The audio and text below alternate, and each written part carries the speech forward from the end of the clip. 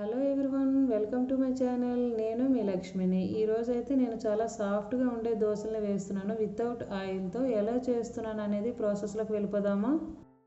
ఇప్పుడు దోశ పైన అప్లై చేసుకోవటానికి కొద్దిగా కొత్తిమీర, అలాగే ఒక పెద్ద ఉల్లిపాయను ఒకటి ముక్కలుగా కట్ చేసుకొని వేసుకుంటున్నా. కొన్ని వెల్లుల్లి రెబ్బలు, కారం, ఉప్పు వేసుకొని మెత్తగా గ్రైండ్ చేసుకుంటున్నా.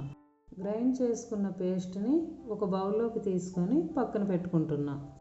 ఇప్పుడు దోశల పిండి కోసం ఒక గ్లాసు బొంబాయి రవ్వ, ఒక స్పూన్ గోధుమ పిండి, ఒక స్పూన్ శనగపిండిని, అలాగే హాఫ్ గ్లాస్ పెరుగు, ఉప్పు వేసుకొని మెత్తగా గ్రైండ్ చేసుకోవాలి. మనం డైలీ వేసుకునే దోశలో మినప్పప్పు, బియ్యంని వాడుతాము కదా, అలా కాకుండా ఇలా బొంబాయి రవ్వతో చేస్తున్నాం కాబట్టి ఎవరైనా తినొచ్చు. షుగర్ ఉన్న వాళ్ళకైతే చాలా మంచిదండి ఇలా చేసుకుంటే. మనకి దోశ అనేది చాలా సాఫ్ట్గా, స్మూత్గా కావాలంటే మెత్తగా గ్రైండ్ చేసుకోవాలి. కొంచెం క్రిస్పీగా కావాలంటే బరకగా గ్రైండ్ చేసుకోవాలి. ఇప్పుడు స్టవ్ ఆన్ చేసి స్టవ్ మీద ప్యాన్ పెట్టుకొని, ప్యాన్ హీట్ ఎక్కిన తర్వాత కొద్దిగా ఆయిల్ వేసుకోవాలి.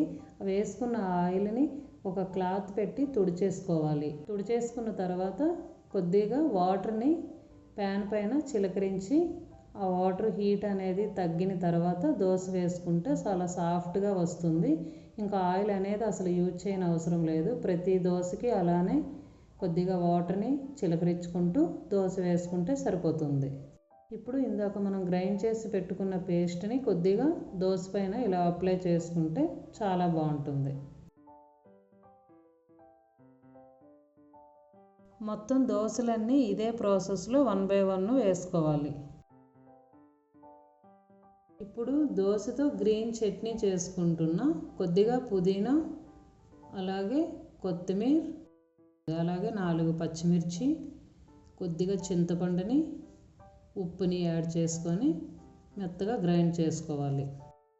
మీకు కనుక ఈ ప్రాసెస్ నచ్చినట్లయితే లైక్ చేసి, షేర్ చేసి, సబ్స్క్రైబ్ చేసుకోండి ప్లీజ్. నాకు కొంచెం మోటివేషన్గా ఉంటుంది మరిన్ని వీడియోలు చేయడం కోసం. Thank you for watching.